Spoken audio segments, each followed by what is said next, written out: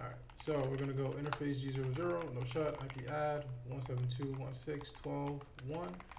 We're gonna configure it in the network we have specified here. And because that is up, now if we go to R1, we should see a bunch of exclamation points, like I said, which verifies that the pings were successful and R1 was able to reach PER2. And that's exactly what we see, right? Initially, you see the periods or the dots. Again, the dots specify unsuccessful attempts at reaching the IP address that we mentioned. And as soon as I configured PER2's G00 interface in the appropriate network, we see that we have connectivity. And I can go to PER2 and do the same testing mechanism, which is the ping, and then we should see success rate 100%. So I'm going to do this throughout the entire MPLS domain just to establish connectivity between the intermediate or the routers internal to the MPLS domain, and then from there configure OSPF so that each device inside the domain is able to reach each network, and that way we have end-to-end connectivity from PER1 up to PER5, right? And then we could go into optimizing OSPF via passive interfaces, taking a look at the packets in Wireshark, inspecting them, see what commands do what, and explaining the logic behind each of those things. So yeah, that's the goal. So let me just continue configuring. All right, so we have all links configured inside the MPLS domain. Let me zoom out a little bit. Yeah, so we have all links inside the MPLS domain configured. We verified that each device can reach its neighbor. So now, just to show you a test, right, we have R4. I'm going to try to have R4 speak to R1 on this interface. And we're going to see if it works or not. So we're going to ping 172.168.12.2. And as you can see, we get the failed attempts, which are specified by the periods or the dots, right? So we see success rate is 0%. Out of 5 attempts, we failed all 5. So what's the reason for that? The reason why R4 cannot reach R1's G02 interface is because it doesn't know how to get there, right? And routers have this thing called a routing table, which tells you which networks the router knows how to get to. So if I want to take a look at that routing table, I would run a command, show IP route, right? So show IP route, like I said, shows the routes or the networks that that device knows how to reach. And the only networks that R4 knows how to reach are the ones that are configured on its interfaces. So as you can see, this is showing directly connected and directly connected. And it tells you, oh, that's the same thing, but directly connected and indirectly connected, right? And it tells you which interfaces that network is associated to.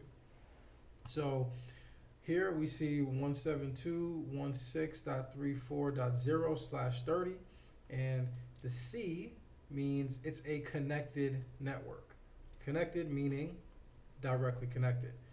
And the L refers to local, right? You can see that in the code key, the code legend above right here.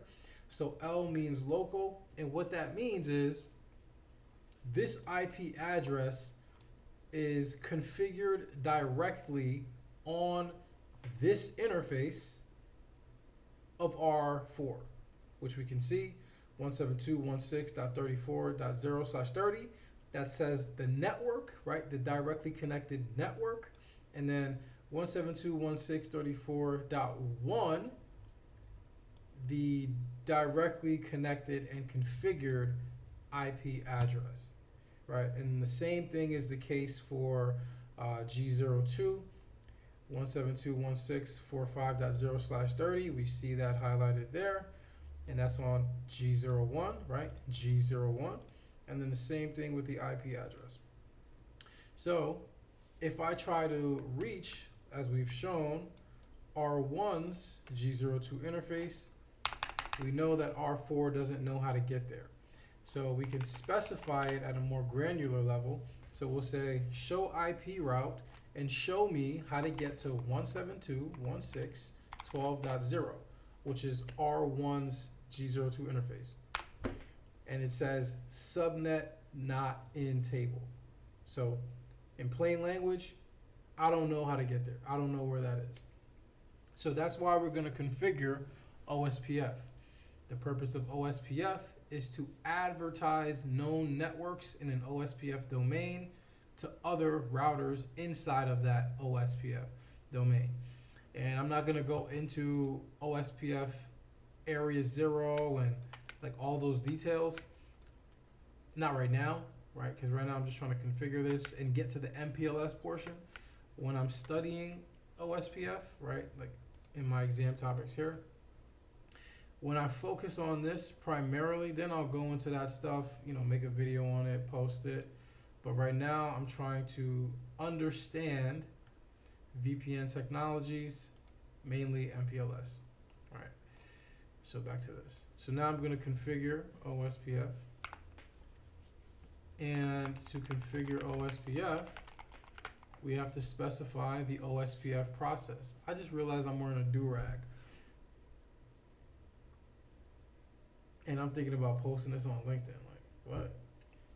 Whatever. All right, so OSPF, I mean, yeah, who cares, right? Who cares? So OSPF process, and then we're going to specify the router ID, right? And I want to just make it very simple. It's R1, so we're going to make the router ID 1.1.1.1. Plain and simple. Now, if we didn't specify the router ID, then the router would choose one dynamically or automatically, right? And the criteria with which it would choose is it would choose the highest active loopback interface. So it would choose the loopback interface with the highest IP address. And if there's no loopback interface configured, then it would choose the highest IP address on a physically configured interface, right? So I'm going to show that on R2 as an example, and then, you know, we'll be able to guess which IP address it's going to assume as its router ID.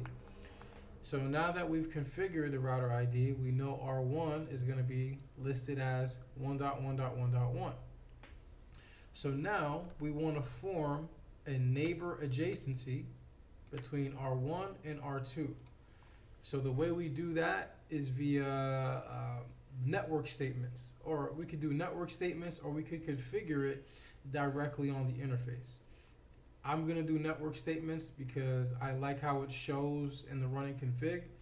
You get to see what network we're specifically trying to target, versus if you do it on the interface, it splits the config. You have to go directly to the interface to see it, and it's just not, you know, for me, it's not clean. It's easier, but when you're doing discovery and you want to get information that's concise, you know, it's hard to do when you have it split that way.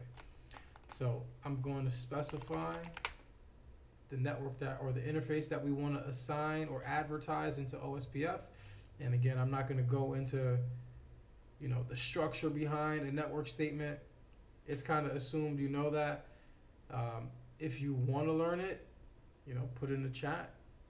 I'll make a video some other time, and yeah. So we want to advertise G02 into OSPF. So we're going to say 172.168.12.0 and tangent. Okay. So 000.3, and we're going to specify area 0, right? And the verification commands that we're going to use to see which interfaces are advertised into OSPF, I'm going to show you right now. So we're going to say show IP OSPF interface brief. And that's going to tell us exactly what interfaces are advertised into OSPF. And as I said, you can see G02, it's in area 0, process ID not really relevant is 1, and this is the IP address, right? And I can show you again, I can go router OSPF 1, and I can, remove that, right? If I remove this, do show IP OSPF interface brief, now we don't see anything, right? But like I said before, the way I did it, it was very specific, right? I did 000.3. We're only matching 0, 1, 2, 0, 1, 2, and 3, right? But I can be super broad. I can say advertise 172.168.12.0 and then 000.255 area 0, right? And if I do 255, do show IP interface brief, do show IP OSPF interface brief, it still pulled G02, right? But I don't like that. I like to be very, right, in the lab, I like to be very specific. So, I'm just gonna do it that way. Okay. So now we need to form a neighbor relationship with R2.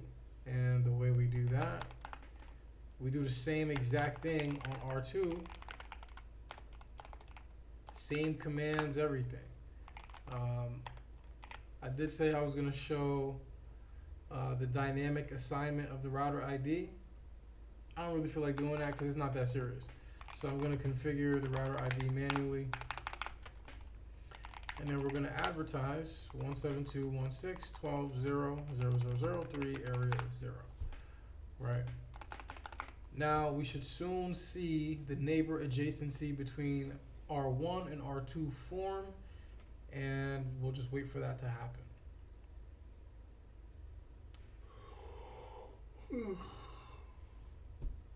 Oh my God.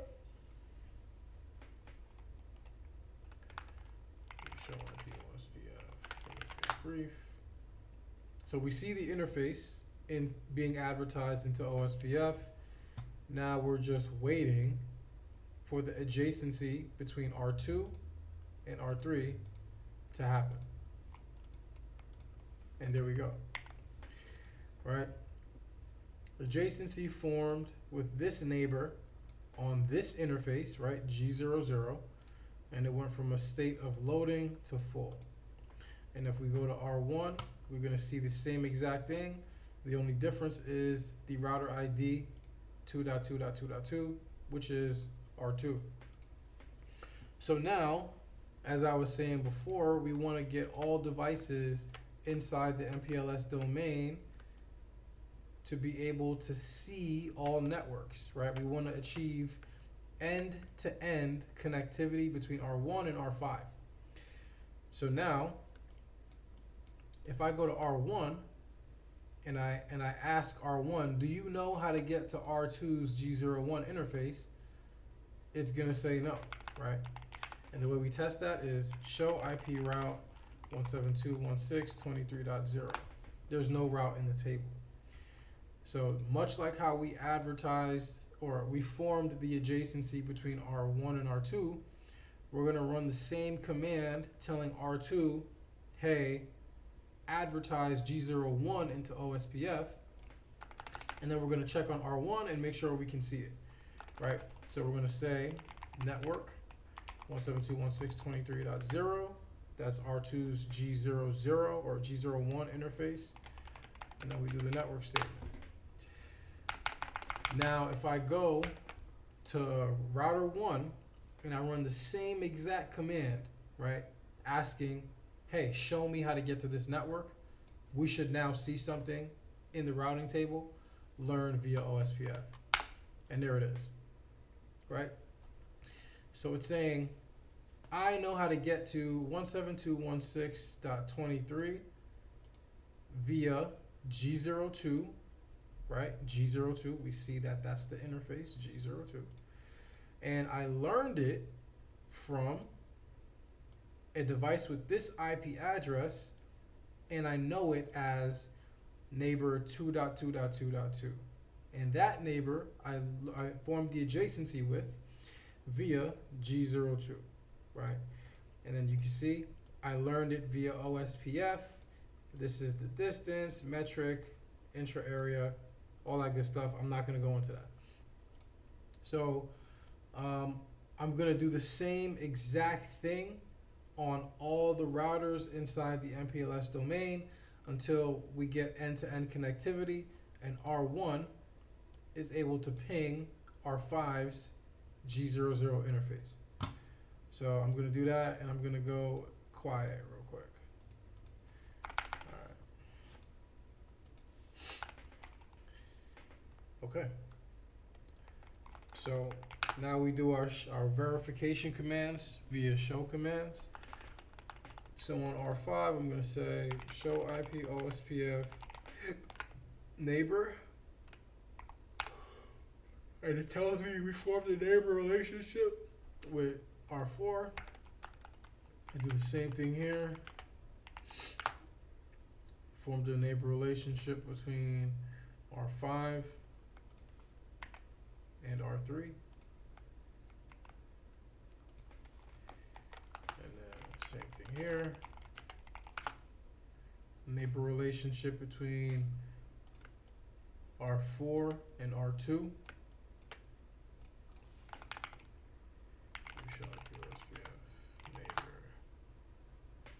And then on R2, we have the neighbor relationship between R1 and R3. So now we're going to test end-to-end connectivity from R1 to R5. And, you know, best way to do that would be tell me if you have a route to the network 172.168.45.0, and we do, right? Again, it's learned via OSPF, and we learned it from 172.16.12, which is R2, and this routing descriptor. So this network 172.168.45.0/30 was advertised by R5, right? Now let's see, can we ping that? So R5 ends in .2. Can we reach it? 172.168.45.2, and we confirmed that we're good. Okay. So now we have end-to-end connectivity via OSPF between all devices inside of the MPLS domain. So now there's some other things that we can do which pertain to my studies, the stuff that I actually have to learn now and be able to explain. So we have, I could have swore we had authentication on here. Yes, there we go. All right.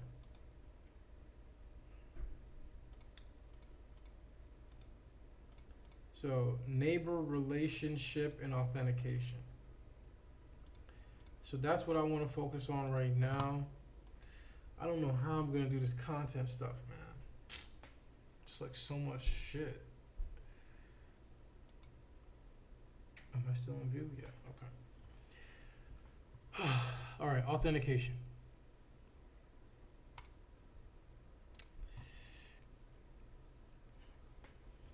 All right, so now is when I go quiet because I'm actually like trying to learn.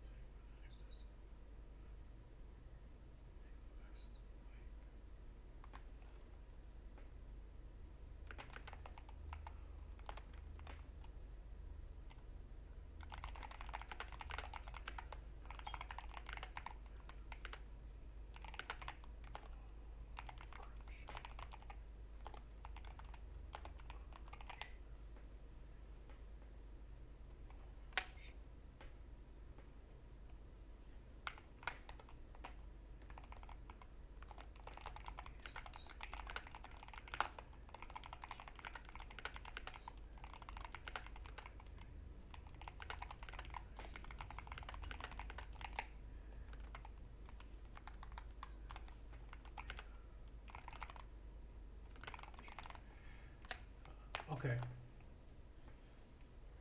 So the way you configure that, we're gonna say, okay, you have to enable it. Enable plain text authentication. Okay. Enable authentication for the area.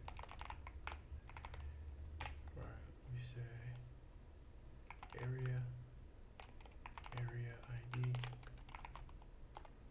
authentication.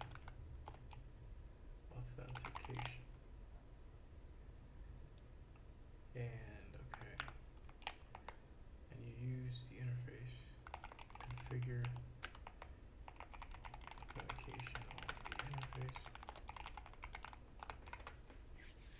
And then we say the OSPF authentication key password.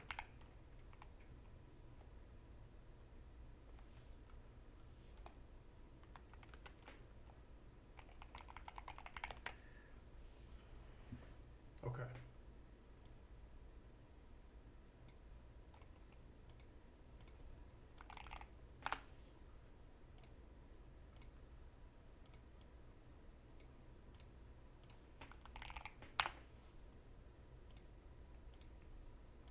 Okay, so there's two types of authentication.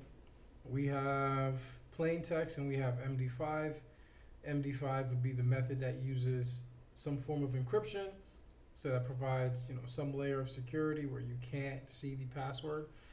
I'm going to configure plain text to start, and one of the key things it says, the password can be sniffed. Can you see that? I think so. The password can be sniffed via packet capture by anyone with access to the link. So I'm going to configure it with plain text, and once configured with plain text, we're going to do a packet capture and then see if we can see the password. So first, let's bring this up. Hopefully my computer doesn't crash.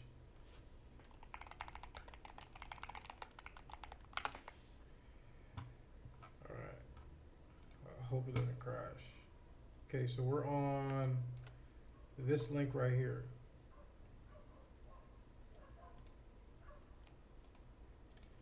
So capture, do the settings, 10,000, 1,000 is fine.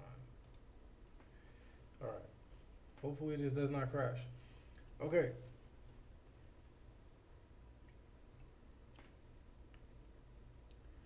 Alright, so we see OSPF packets being sent between the two devices, and they're sending hello packets. Hello packets are what's used to maintain the neighbor adjacency, right? So once one device stops sending hello packets, there's this criteria called the dead timer. I forget what it is exactly. I think it's 30 seconds. We could check here. Hello packet. Yeah, 40 seconds, right? So if this router doesn't receive a hello packet within that limit, within that time interval, it's going to destroy the neighbor adjacency and assume that the device is no longer reachable, which makes sense after 40 seconds. Okay. So right now we don't see anything specifying authentication, right? Auth type null, meaning authentication isn't configured. And I think auth data would be the password. I'm not entirely sure, but we're going to figure it out because we're going to do it right now. All right. So using my notes, right? First, let's filter this by OSPF packets only. And okay. Let's start configuring this. So I come here. I'm gonna say conf t router OSPF1. We want to configure authentication for area 0. So we're gonna say area 0 authentication, and we're gonna just do plain text. Now let's go to the packet capture, see if we saw anything different.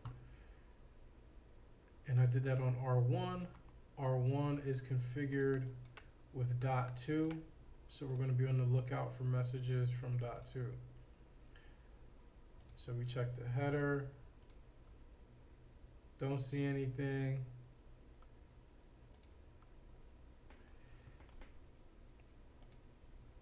Don't see anything. Let's check, check these. Do we see any? Okay, well, look. What we do see is the neighbor adjacency went down because R1 is configured for authentication, but R2 isn't. And because of that, because the hello packet didn't match, the criteria didn't match, it assumed that the hello packet that it was receiving, wasn't working, right? Everything has to match in order for the adjacency to stay formed. And because that didn't meet the criteria within the 40-second interval, it tore down the adjacency and assumed that neighbor was dead. So let's check and see, can we see? There we go. Right, auth type we see. Can you see that?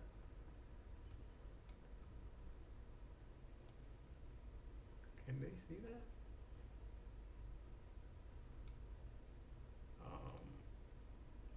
I need this to shrink. There we go.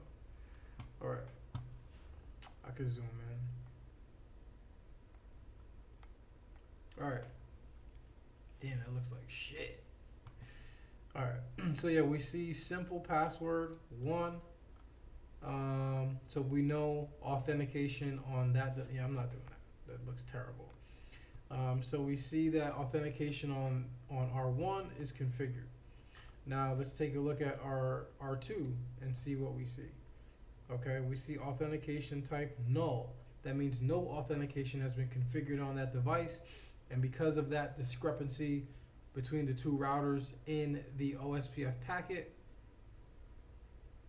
the relationship or the adjacency was torn down. Okay, so now let's see if we can see a password. And the password should show up in this area here. So the way we configure a password, we're going to go to that interface. So on R1, that's going to be G02. IP OSPF authentication. Okay. Okay, authentication key. Authentication key. We'll just do something simple like Cisco. And now, in the new OSPF packets that we see from PER1, we should now see a password in this field here, which we do, right? We see Cisco. So if you had access to that link and I created an authentication password or OSPF password with no encryption, you would be able to packet sniff just like how I'm doing now, see the password, configure your own device to be a neighbor on this link, and do whatever you're gonna do, hack my stuff, right? All right. So now let's do the same thing on R2. We're gonna try to do this from memory. So first we go into the OSPF process. We specify what area we want to enable authentication on. Authentication. and we want plain authentication. Now we go to the interface, which on R2 would be G00, and then we say IP OSPF authentication key, and then we do Cisco. The passwords have to match, and then we should see the neighbor adjacency come up. There we go. All right, and let's do a packet capture again. Take a look at what we see from R2. Okay, you're getting a bunch of stuff. Yeah, different types of packets, acknowledgement, update, but we don't care about that. We care about the hello packet because that's what contains the authentication information. And as we see, we have plain text password or plain text authentication type, and then we see the password is Cisco. Cool. Oh, man.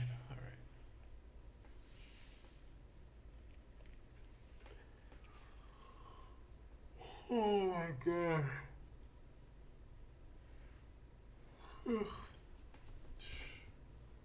Okay. And then we do the same thing.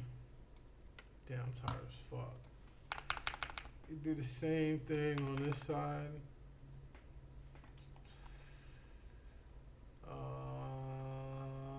But actually, you know what? Let's level it up then. Let's do...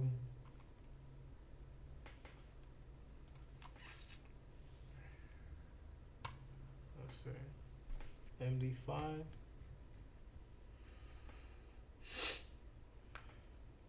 Okay. So we did plain text authentication between R1 and R2. Now we're going to do MD5 authentication. I showed, one person joined. Hey guy, what's up?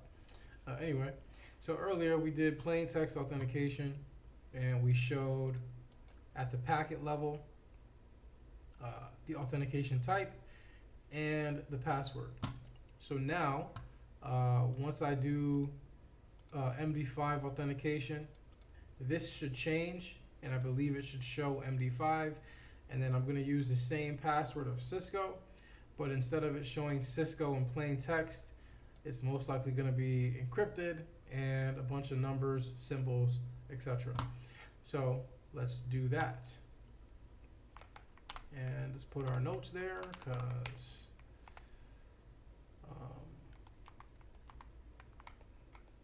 I didn't memorize this yet. So we're going to undo everything we did in regards to plain text authentication. So the best way to backtrack and see what you did would be show commands. So I'm going to say do show run section OSPF, and we see authentication here. So router OSPF 1, no area 0 authentication, and then I need to remove it from the interface level as well. So we do show run interface G02, interface G02, no IP OSPF authentication key Cisco. All right.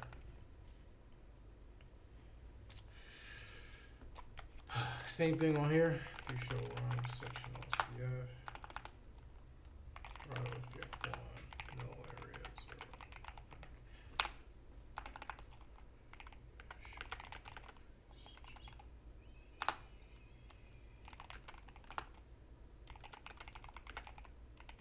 Okay.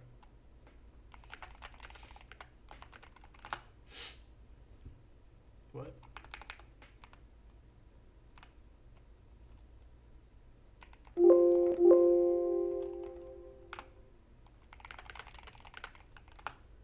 Okay. All right. So yeah, let's configure MD5.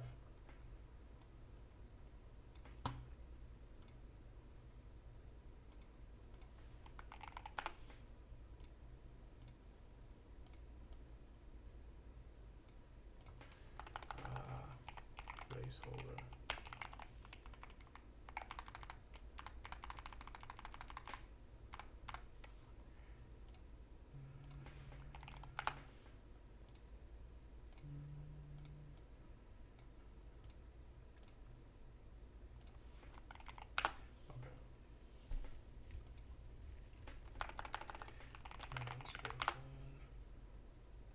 So specify the area 0, authentication, message digest. So that enables MD5 authentication in that area. And quickly we can see no valid authentication key is available on this interface. So what that means is MD5 authentication is configured on R1, but it's receiving hello packets from its neighbor, and there is no MD5 authentication header in that packet. So that's what the alert is for. And then we can go take a look at that. I think the neighbor relationship should shut down. Yeah, there it goes. Right, timing. Okay. So we did that on R1. R1 ends in .2. So let's check and see if we see anything obvious. And there it is. Right? Authentication type, cryptographic, and then a whole bunch of stuff. Even though we didn't configure a password, you see a whole bunch of encryption information.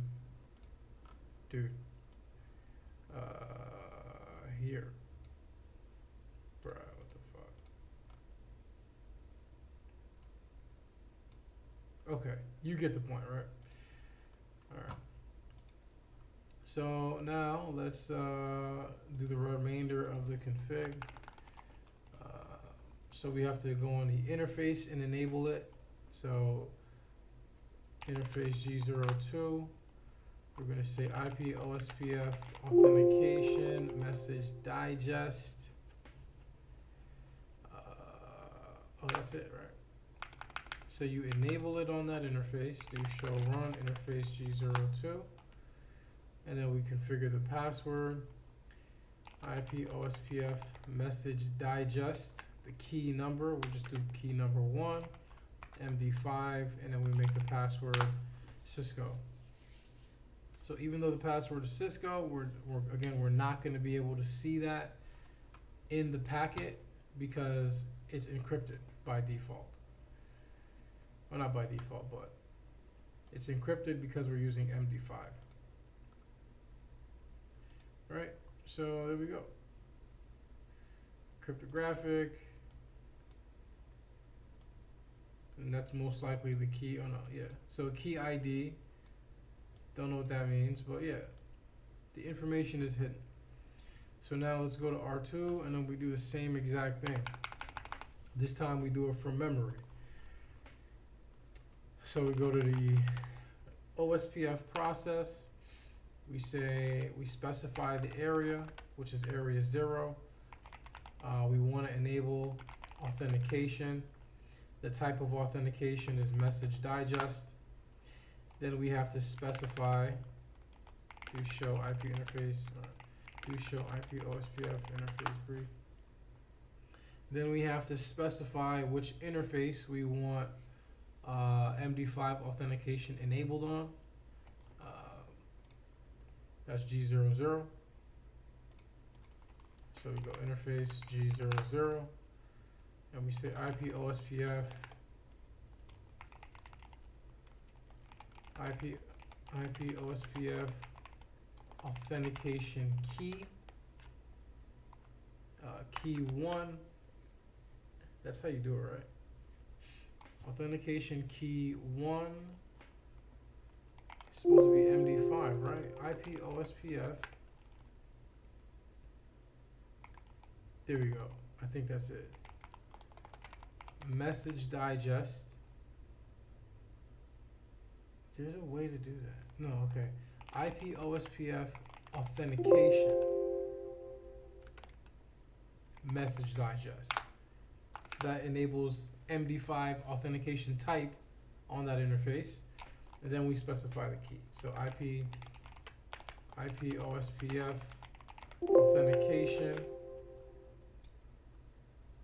authentication key. Huh?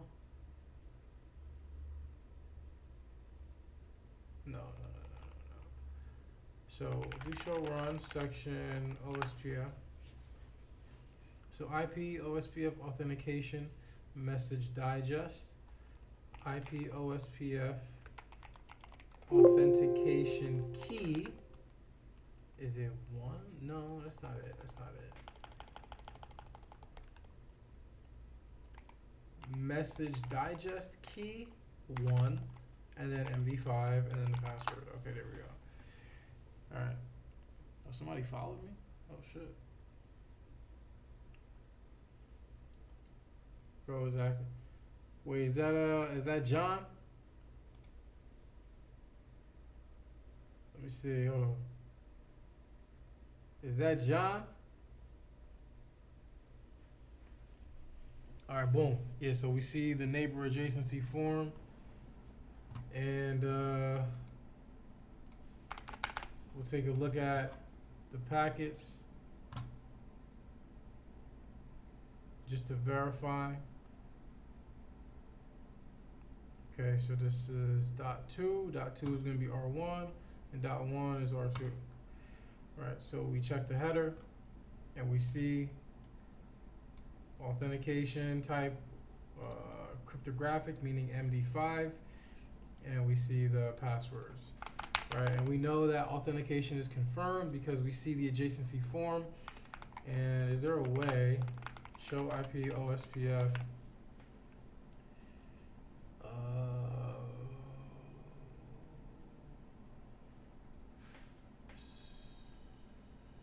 okay, yeah. And then we do interface G00.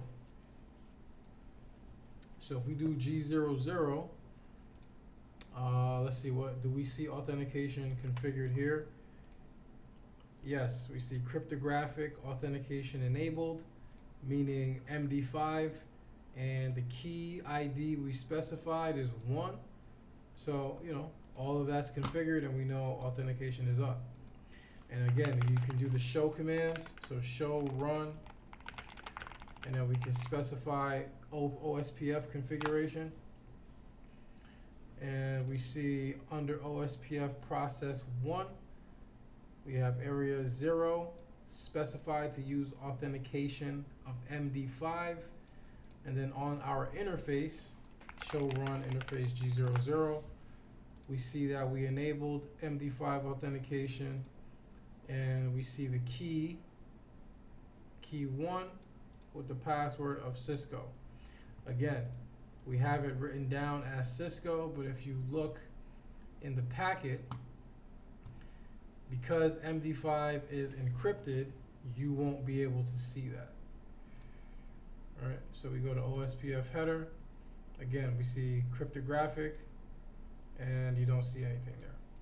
And I think there's a way to encrypt this also in the running config. If I'm not mistaken, we do service password encryption. So if we do show run interface G00 again, you see that? You see that? Right? Encrypted, although weak, right? It's weak encryption, but it's still some layer of security. So before it was Cisco, and now it's a bunch of numbers and shit. All right. I think I'm gonna stop there. I've been doing this shit for like 2 hours right now. I'm gonna pause, eat, and then come back. And I gotta figure out how to make this into content and post it on LinkedIn. So right now, I've just been kind of spitballing and, you know, going as I'm configuring the lab. But I'm probably gonna make a more structured approach at some point. I might just post this on YouTube, like as is. So yeah, post this on YouTube as is, and I don't know, post it on LinkedIn or something. I don't know, man. Who cares? Some motion is better than no motion, right? we doing something, and once I understand, what exactly it is I'm trying to do as far as like content is concerned, then I'll have a better idea of how to structure this kind of stuff. Right now, I'm just doing shit I normally do and just showing people. That's pretty much it. All right, so we saved all our config. That way I don't have to do this again next time I come back. And yeah. Shout out to everybody that stuck around. The 2 people that came through. I appreciate you guys. Hopefully I didn't talk your head off. Hopefully you learned something. And if you ever have questions, because you had to come here for a reason, right? Like, you guys got to be studying something. But no, you guys, you 2 people that came in the chat, if you are studying for some type of certification, whether that's CCNP Encore, CCNA, ENARSI, ask questions. That way I have something to make content about, and I know I'm actually helping people and not just talking to myself. And yeah, that'll make it more fun. And then we can have like a little, let's go with this. We can have a little study group, I think that'd be cool. All right, anyway, let me stop talking. I'm done. Let me end the recording. And see ya.